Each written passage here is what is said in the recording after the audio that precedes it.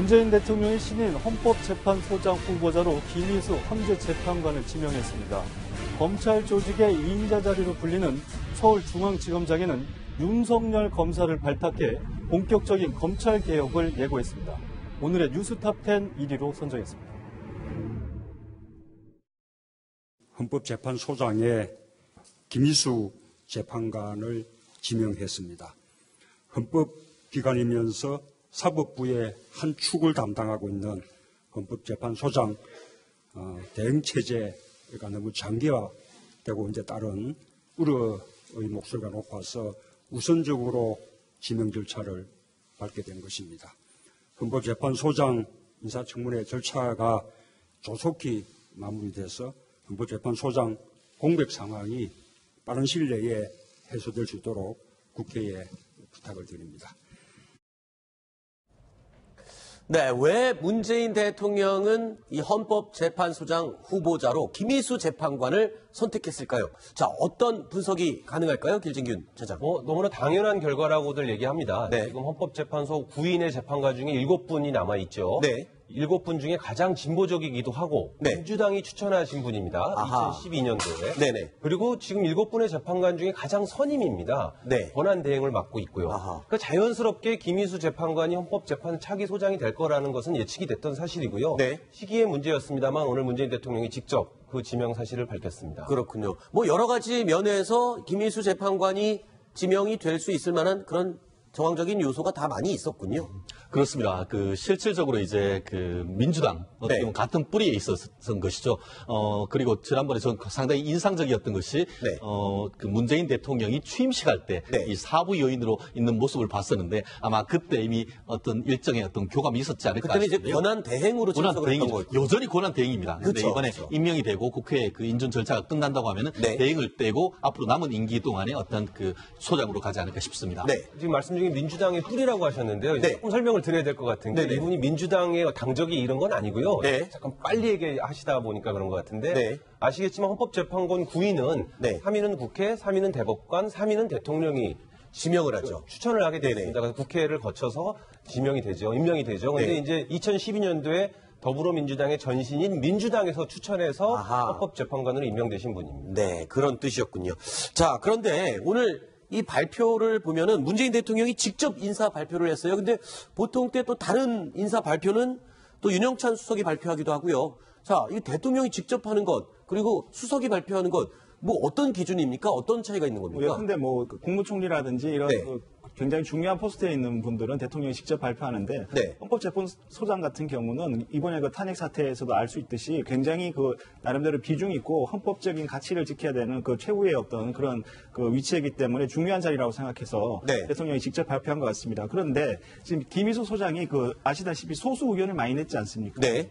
통진당 정당 해산 심판 때 초수 의견을 냈고 정교조 법외노조 결정할 때도 유일하게 이제 위원 의견을 냈습니다. 근데 앞으로 이 헌법재판소 분위기가 바뀌어서 네. 김희수 헌재 소장이 내는 의견이 소수 의견이 아니라 네. 다수 의견이 되지 않을까라는 이런 좀 의견도 나오고 있습니다. 네. 자, 조금 전에 말씀하신 김희수 헌법재판소장 후보자의 소수 의견 사례들, 그러니까 통진당 정당 해산 심판 당시에 유일하게 해산을 반대했던 입장이었었고, 또 전교조 법외노조 결정할 때도 이 유일하게 위헌 의견을 냈었던, 그래서 여러 번 소수 의견을 냈었던 그런 인물로 평가가 되고 있습니다. 자, 그런데 오늘 이 인사 발표를 하는 자리에서요, 자, 문재인 대통령이 청와대 출입 기자단을 당혹스럽게 만드는 일이 있었습니다. 어떤 일이었는지 영상으로 직접 보시죠. 헌법재판소장에 대한 인사여서 제가 직접 브리핑하게 되었습니다. 혹시 질문 있으십니까? 헌법재판소장에 이제 내정되신 이분은 임기가 어떻게 되는 건가요? 네, 물론 기자가 질문을 하긴 했지만 아마 발표 후에 대통령이 기자들에게 직접 질문 있습니까? 라고 물어본 대통령은 처음 아닌가요? 어떻습니까? 그러니까 오늘 약간 혼란스러웠던 것이요. 네. 대통령이 기자회견을 하게 되면 사전에 춘추관장이나 대변인을 통해서 형식을 네. 문의를 합니다. 그래서 저 오늘 기자회견 직전에 춘추관장이 오늘은 대통령께서 질문은 받지 않습니다. 네. 라고 사전 공지를 했었거든요. 네. 근데 의외로 갑자기 끝나는 장면에서 그 무렵에 질문 있습니까? 하면서 일문일답이 진행이 된 겁니다. 그렇죠. 예정에 없었던 절차였죠. 아하. 그러면서 이제 기자들과 그 준비했던 그 홍보실 직원들 이런 네. 분들이 조금 살짝 당황하긴 했었습니다. 네. 뭐 저런 걸 계기로 앞으로 대통령이 기자들하고 일문일답을 자주 했으면 좋겠습니다. 네. 실제로 지난번 그 박근혜 전 대통령 같은 경우에는 3차에 대해서 국민의 어떤 그 사고를 하면서도 네. 열심히 질문을 했음에도 불구하고 질문 안 받겠습니다 했는 반면에 문재인 대통령 같은 경우에는 질문이 없다라고 했다가도 질문 순서를 갖췄던 어떻게 보면 상당히 대비되는 모습 속에서 나름대로 네. 소통이 하려는 그런 의지는 평가할 수 있을 것 같습니다. 그렇군요. 자, 그리고 김희수 헌법재판소장 후보자 박근혜 전 대통령 탄핵 심판 당시에요. 날카로운 질문을 던졌던 그때를 기억을 하시는지 모르겠습니다. 저희가 영상을 준비했습니다. 함께 보시죠. 제 생각에는 대통령께서 적어도 10시 보고를 받고 그다음에 10시 15분 또 안보실장하고 통화를 하고 또 10시 반에 해경 청장하고 통화를 했으면은 뭐 특공대까지 투입하는 그런 걸 했으면은 적어도 이 위기관리센터의 상황실에 나오셔야 되는 거 아닌가요? 일반적으로 갖고 있던 인식입니다.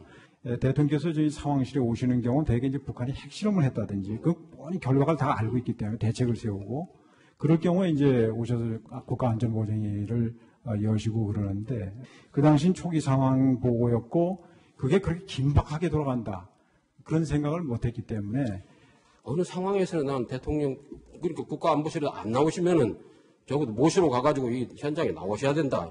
이 국민들이 그래야 안심을 한다. 말하자면 꼭 그분이 나와서 구조를 한다는 것이 아니고 적어서 나와서 국가의 이 상황에서 대통령 얼굴 모습을 보여줘야 하는 거 아닌가요, 이거? 그리고 초기 상황인 제가 말씀드렸다시피 저의 인식이 이게 대통령께서 나오셔가지고 막 진두지휘를 하셔야 할 상황이라는 인식이 없었다는 그런 말씀을 드리는 거죠. 그러니까 470 몇 명 정도가 타고 가서 침몰하고 있는 상황인데 이걸 위기 상황이라고 안 보시는 겁니까? 대통령께서 지금 관저에서 그 직무를 하셨다고 그러는데 그러면 관저에 가서 말씀을 드려야 될 거 아니에요, 적어도. 침몰한 상황인데 예? 상황에 대한 정확한 인식이 있었으면 현장에 나왔든지 적절한 지시를 계속해서 했었어야 되리라고는 싶은데 자, 일단 날카로운 질문이기도 하지만 국민들 입장에서 보면은 굉장히 하고 싶은 국민들이 하고 싶었던 말을 대신해서 굉장히 시원하게 해준 그런 발언이 아니었나 이런 생각이 들거든요. 실질적으로 이와 같은 질문을 원래 해야 될 사람이 누구였죠? 국회 소추단에서 했어야 되는 것입니다. 네. 그런데 국회 소추단이 빙빙 돌긴 하고 그런 상황 속에서 네. 지금 그 김희수 재판관님이라든가 그때 주심을 맡았던 그 강일원 재판장님 같은 경우에는 오히려 제3자적 입장 속에서 국민들이 궁금해하는 것을 네. 아주 날카롭게 질문함으로써 이른바 사이다 재판관이다 이런 얘기가 있었었는데 특히 이 세월호 사건의 상황과 관련해 가지고는 김희수 재판관님이 상당히 이런 질문을 했었고 아마 그렇기 때문에 아마 아무런 어떤 질문도 안 하시는 몇 분의 재판관 그룹이 있었는 반면에 네. 적극적으로 어떤 질문하는 분들이 있었기 때문에 혹자들 같은 경우에는 뭐 누구는 찬성, 누구는 반대라고 있었는데 질문하지 않으신 분들도 속으로 다 저런 생각을 하고 있었다 이렇게 얘기할 수 있을 것 같습니다. 네. 자, 그리고 오늘 발표된 인사 가운데 단연 하루 종일 회자가 되고 관심을 끌었던 인사가 서울중앙지검장 인사였죠. 윤석열 지검장이 발령이 났습니다. 자, 윤석열 현 대전고검 검사가 지검장으로 아주 파격적인 승진 인사가 난 겁니다. 영상으로 보시겠습니다. 고마웠어요. 그동안 여러분들 덕분에 아주 일 잘했습니다. 고맙습니다. 아쉬운 것도 많으실 것 같아요. 잘해서 또 검찰에 이관하고 잘 마무리되도록 우리가 또 많이 도와드려야죠.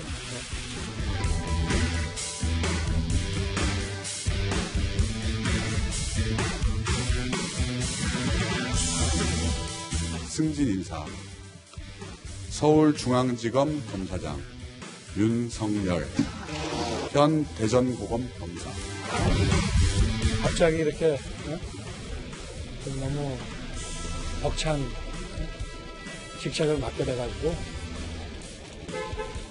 깊이 고민을 좀 해보겠습니다. 어떻게 할지 최선을 다하겠습니다. 그 다음 주 박근혜 이제 공판 공적 시작인데 네. 그 부분에 대해서 지금까지 서울지검하고 특검하고 잘 재판의 공조가 이루어져 왔기 때문에 그런 기조가 잘 유지되지 않을까 이렇게 생각합니다. 그거는 그 이병우 수석 사건이나 정윤회 문건에 잠깐 말씀해 주세요. 말씀드리면 좀 도와주십시오. 모든 언론에서 파격 승진이다라는 단어를 다 썼습니다. 자, 어떤 점에서 이렇게 파격인지 그 파격의 의미를 몇 가지 좀 짚어주시죠. 그게요. 이제 파격인 걸 단적으로 알 수 있는 예가 네. 이제 새 정부 들어와서 인사 발표할 때 밑에 기자단에서 와 소리 나온 거 들어보셨어요? 처음이죠. 처음입니다. 네. 근데 제가 저 인사 발표할 때 이 채널A 방송국에 있었는데 방송국에서도 보도국 내에서도 그렇죠. 보도국 내에서도 와 소리 한번 나왔었거든요. 네. 그 정도로 이제 이게 파격인 걸 단적으로 알 수 있는 거고 한 두 가지 점인데 서울지검장, 중앙지검장 원래 고검장급입니다. 네. 2004년에 검사장급에서 고검장급으로 격상돼서 10몇 년 동안 그렇게 되어 왔었습니다. 아시겠지만 윤석열 지금 신임 서울중앙지검장은 이제까지 부장검사였습니다. 오늘 검사장으로 승진하면서 보직을 중앙지검장으로 받은 겁니다. 네. 원래 중앙지검장은 예전처럼 고검장급일 때는 윤석열 부장검사가 2단계 승진해서 가기는 불가능합니다. 그렇죠. 근데 오늘 대통령이 설명했듯이 중앙지검장을 고검장급에서 일반 검사장급으로 다시 환원한다. 그리고 윤석열 부장검사를 검사장으로 승진해서 임명을 이렇게 발표를 했습니다. 네. 그 점이 하나 있는 것이고 또 하나는 이 서울중앙지검장은 검찰의 꽃이라고 그러죠. 모든 검사를 갖고 싶어 합니다. 네. 제가 다 확인해 본 건 아닌데 대한민국 검찰 역사에서 검사장으로 승진하면서 첫 번째 보직을 중앙지검장으로 받은 예는 이번 윤석열 신임 중앙지검장이 유일무이할 겁니다. 네. 왜냐하면 같은 검사장 중에서도 중앙지검장이 가장 마지막에 가장 선임이 가는 자리거든요. 네. 그러니까 대개 검사장 승진하는 사람들은 고검 차장이라든지 아니면 그 대검의 부장이라든지 이렇게 가고 지방검사장 돌다가 마지막에 중앙지검장을 오는데 네. 이번에 윤석열 그 신임 중앙지검장은 검사장 승진하는 날 첫 번째 보직을 중앙지검장 받았기 때문에 당연히 파격 인사다. 이런 지금 윤석열 서울중앙지검장이 연수원 23기인데 이 전에 지금 중앙지검장으로 지금 물망에 오르는 사람들이 지금 18기, 19기 뭐 이렇다면서요. 그러면 지금 5기수를 지금 거슬러 올라가서 그냥 점프한 거 아닙니까?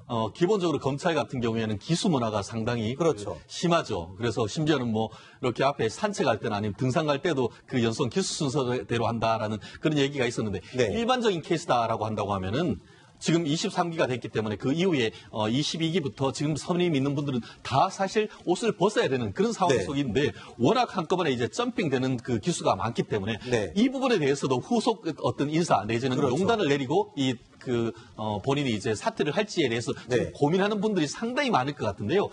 현재 시점에서 뭐 그렇게 될 가능성이 그렇게 높지는 않습니다만 네. 워낙 파격 인사다 보니까 전례가 없다 보니까 아마 이 법무부 검찰 내에서도 특히 이번 주말 내에 소주 제일 마시는 분들이 아마 이 검사들이 아닐까 하는 그런 서초동 생각을 하고 일대가 있습니다. 네, 그렇겠군요. 그러니까 지금 중앙지검장 한 사람의 인사로 끝날 일이 아니라 그로 인해서 또 영향을 받게 될 다른 인사들까지 지금 굉장히 관심을 끌고 있습니다. 그런데 자, 문재인 대통령 오늘 윤석열 서울중앙지검장의 발탁 배경에 대해서 이런 설명을 했습니다. 들어보시죠. 지금 현재 우리 대한민국 검찰의 가장 중요한 현안은 역시 국정농단 사건에 대한 수사 그리고 또 공소유지라고 생각합니다. 그 점을 확실하게 해낼 수 있는 책임자라고 그렇게 판단했습니다. 지금 중앙지검장은 같은 지방검사장이면서 그동안 고등검사장급으로 그렇게 보임을 해왔었습니다. 그 부분이 맞지 않다고 생각하기 때문에 다시 지방검사장 직급으로 하향 조정하면서 윤석열 신임 검사장을 임명하게 된 것입니다. 자, 윤석열 신임 중앙지검장 사실 불운의 칼잡이라는 별명을 얻었었고 인생지사가 세옹지마다라는 거를 이분을 보면 진짜 알 것 같습니다. 과거에 어떤 파란만장한 길을 걸어왔는지 좀 설명을 해주시죠. 허만섭 차장. 예, 그 서울대 법학과 4학년 사법시험 1차 합격을 했습니다. 네. 그리고 9년간 2차 낙방을 했고요. 31세 때 사법시험에 드디어 합격을 했습니다. 네. 대검 중수 1, 2과장을 거쳤고 서울중앙지검 특수 1과장을 했습니다. 근데 2013년 4월에 국정원 대선 개입 의혹 특별수사팀장을 맡으면서 그 항명파동 그렇죠. 이른바 그것 때문에 정직 1개월 징계를 받았습니다. 대전 고검 검사로 전보가 났고요. 그러다가 2016년 12월 아시다시피 박영수 특검 그 영입위로 검사로 이제 특검에서 그 수사팀장으로 활동하게 됐습니다. 그렇죠. 사실 합격하기 전까지가 굉장히 개인적으로 고통스러운 시간이었다면 그 이후에 탄탄대로를 달리면서 잘 나가다가 자 이때 항명파동 이때가 아마 이 굉장히 어려움을 겪었던 그 시기인 것 같습니다. 그랬다가 다시 평검사로 지내다가 이 박영수 특검에서 이 국민들의 박수를 받으면서 등장한 돌아온 칼잡이라는 별명을 들었지 않습니까? 자, 그런데 서울중앙지검장으로 파격적인 승진 인사에 해당이 됐습니다. 윤석열 우리 그 신임 검사장에 대해서 한 가지 뭐 일부분들이 오해를 하시는 분들이 있을 수 있는데 이분은 박근혜 대통령에 대해서 저렇게 집요하게 수사했으니까 아마 진보 성향일 것이다 뭐 이렇게 생각하시는 분이 있는데 실제로는 꼭 그렇지는 않습니다. 이분은 그래요? 뭔가 이게 자기가 뭐 옳다고 생각하는 이게 불이하다 이렇게 되는 그 사건에 대해서는 끝까지 파헤치는 그런 좀 성격의 그 검사라고 이렇게 알려져 있습니다. 네. 자, 그래서 그 항명파동 당시 개인으로서는 굉장히 힘들었을 그 시기, 그때 당시에 영상을 준비했습니다. 함께 보시죠. 이렇게 된 마당에 사실대로 다 말씀드리겠습니다. 일단 처음에 좀 경로를 하셨습니다. 그리고 야당 도와줄 일 있냐. 야당이 이걸 가지고 정치적으로 얼마나 이용을 하겠냐. 정하려고 그러면 내가 사표 내면 해라. 그리고 우리 이 국정원 사건 수사의 순수성이 얼마나 의심받겠냐. 이런 말씀을 하시길래 저는 이게 검사장님 모시고 이 사건을 계속 끌고 나가기는 불가능하다는 판단을 했습니다. 자, 당시에 이런 얘기도 같이 덧붙여서 있습니다. 뭐라고 했는지 이어서 들어보시죠. 네, 대단히 사랑하고 있습니다. 혹시 사람에 충성하는 거 아니에요? 저는 사람에 충성하지 않기 때문에 제가 오늘도 이런 말씀을 드립니다. 자, 그런데 윤석열 검사가 이 사실 검찰을 떠나서 변호사 생활을 하다가 다시 검찰로 돌아온 케이스 아닙니까? 그런데 그 이유가 짜장면 때문이었다. 이 일화가 굉장히 유명하다면서요. 어떤 얘기입니까? 그 일화가 재미있어서 많이 알려져 있죠. 네. 이분 같은 경우에는 아까 말씀하신 대로 31세 늦깎이로 고시를 합격하다 보니까 동기들보다 한번 많게는 10살 가까이 차이가 나지 않습니까? 그러다 보니 평검사 시절에 2002년도에 잠깐 대형 로펌으로 자리를 옮겼었습니다. 그러다가 1년 만에 다시 검찰청으로 돌아오는데요. 그때 왜 돌아왔느냐라고 물어봤을 때 검찰청에 이제 드나들 거 아니겠습니까? 검찰청 조사실 복도에서 문득 짜장면 냄새를 맡고 내가 있어야 할 곳은 이곳이다. 라면서 돌아왔다라는 일화가 있습니다. 아무래도 이제 검찰 조사실에 가면 피의자들과 짜장면을 많이 시켜 먹으니까 이런 일화가 하나 있고요. 실제로는 사실 이런 영향도 있었겠지만 당시 이제 같은 로펌에 있었던 이명재 전 검찰총장께서 검찰총장으로 다시 돌아오면서 그때 이제 아주 아끼던 그리고 수사에 아주 강한 이 윤석열 검사한테 검찰로 다시 돌아가자라고 권유를 했고 그걸 받아들여서 돌아왔다는 게 이제 검사들의 증언입니다. 네. 자, 그리고 이 돈봉투 만찬으로 지금 좌천된 사람이 둘이 있죠. 지방에 이제 차장검사로 발령이 났는데 어느 정도 강등이 된 겁니까? 이 정도 발령이면은. 그 직위 자체가 낮아진 건 아니고요. 그러니까 검사장을 뭐 예를 들어서 뭐 장군을 뭐 병사로 강등하듯이 그런 강등은 아니고 검사장은 똑같이 검사장급입니다. 그런데 보직이 사실 굉장히 한직으로 밀린 거죠. 서울중앙지검장이 부산고검 차장검사로 갔다. 법무부 검찰국장이 대구고검 차장검사로 갔다. 사실 법무부 검찰국장이라고 하면은 검사장 중에서도 인사권을 가지고는 요직 중에 요직입니다. 그런데 그런 사람이 대구고검 차장으로 갔다는 얘기는 고검 차장이라면 사실은 실질적인 수사권이 없기 때문에 한직이라고 불리죠. 그러니까 이제 강등이 됐다 뭐 그런 표현을 쓰는 것이고요. 이영렬 중앙지검장 같은 경우는 조금 강등으로 볼 여지도 있어요. 왜냐하면 중앙지검장 고검장급입니다. 그런데 이제 부산 고검 차장으로 갔거든요. 그렇기 때문에 이영렬 중앙지검장 같은 경우는 강등이라고 말해도 좀 무리는 아닌 것 같은데 어찌됐든 간에 지금 뭐 본인들은 사직서를 제출해놓고 그렇지만 이제 대통령이 감찰을 받고 있기 때문에 서표 수리 안 한 건 아니겠습니까? 나가기 직전에 마지막 단계라고 보시면 될 겁니다. 말씀하신 대로 이제 이게 사표를 냈었는데 사표를 수리하지 아니하고 본인의 어떤 의사와 상관없이 어떻게 보면 그 임면권자 내지는 인사권자로서 이제 지방으로 보냈다는 점에서 결국 이와 같이 보내는 것은 대검 뭐 그 대구 고검 차장이라든가 대구 고검 차장이 어떤 그 한직이다 이렇게 표현하기에는 사실 어려운 점도 없진 않습니다.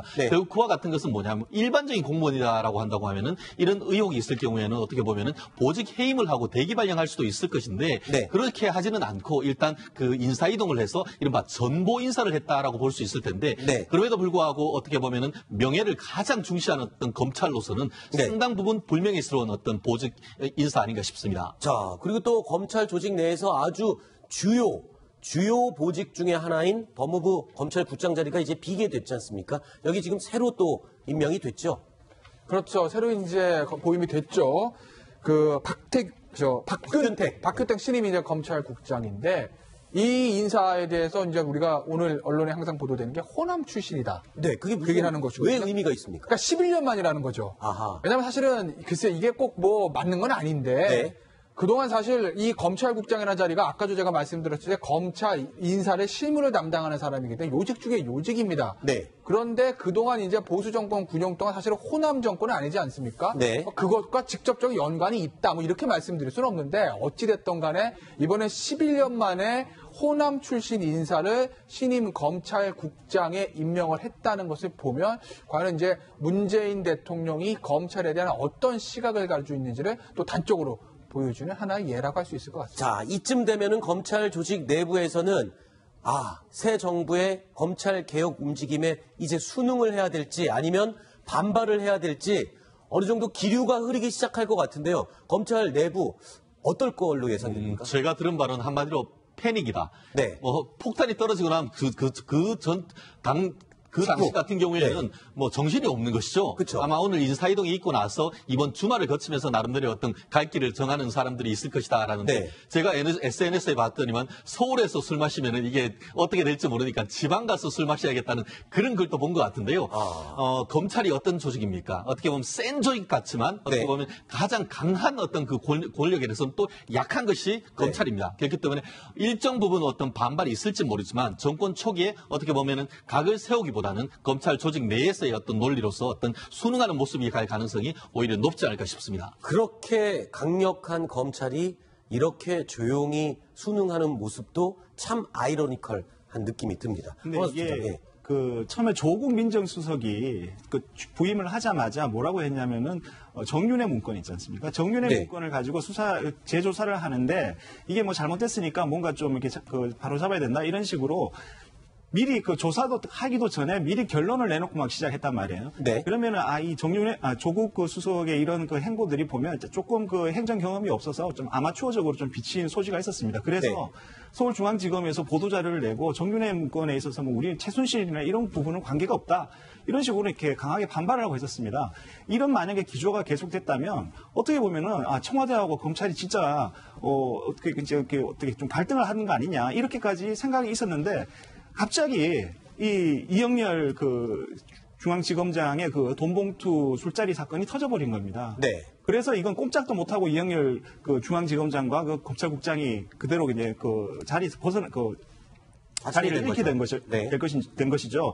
이것은 문재인 대통령으로 봤을 때는 어마어마한 행운이라고 볼 수 있습니다. 이 두 사람을 그 자리에서 빼내기 위해서는 굉장히 큰 힘이 들고 그랬죠. 굉장히 큰 반발과 이런 걸 감수해야 되는데 이게 저절로 해결이 됐단 말이에요. 네. 그렇게 봤을 때는 검찰로서는 이영렬이나 그쪽을 지지하는 쪽의 어떤 검찰 쪽으로 입장에서는 굉장히 큰 타격일 것이고 네. 문재인 대통령의 입장에서는 혹시 조국 수석 때문에 조금 삐끗할 뻔하다가 이영렬 이 부분 때문에 굉장히 검찰 개혁의 탄력을 받고 적폐청산이나 이런 부분에서도 굉장히 큰 힘을 받을 것 같다. 이런 그 얘기를 듣고 나니까 진짜 이거 누가 제보했는지 정말 궁금해지네요. 이 돈봉투 만찬 자리를 과연 누가 제보를 해서 이걸 터뜨렸을까?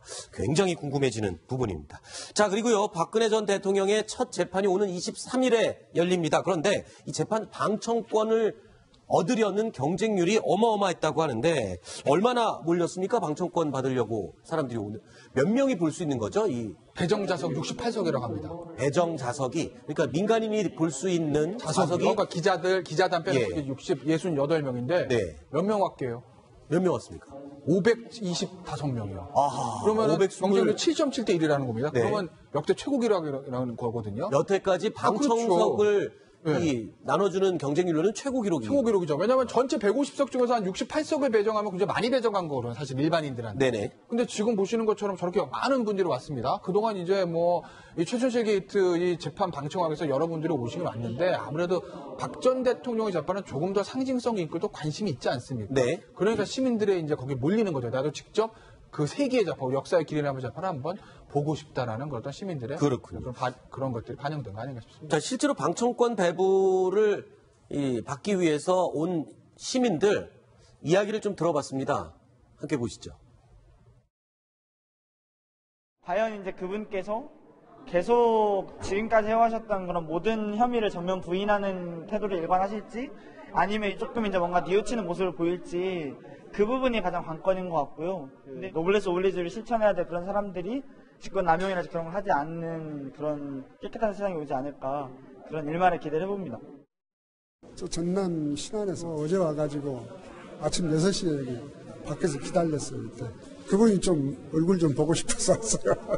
박근혜 전 대통령이 지금껏 뭐 우리 국민한테 뭐 한마디 얘기한 적이 없어요. 그래서 제 생각이면 그 국민 앞에서 다 솔직히 잘못했다고 한번 얘기 한번 했으면 좋겠습니다. 자, 그런데 박근혜 전 대통령 재판을 앞두고 공소 유지에 빨간불이 켜졌다 이런 얘기가 들립니다. 이게 왜 그런가요?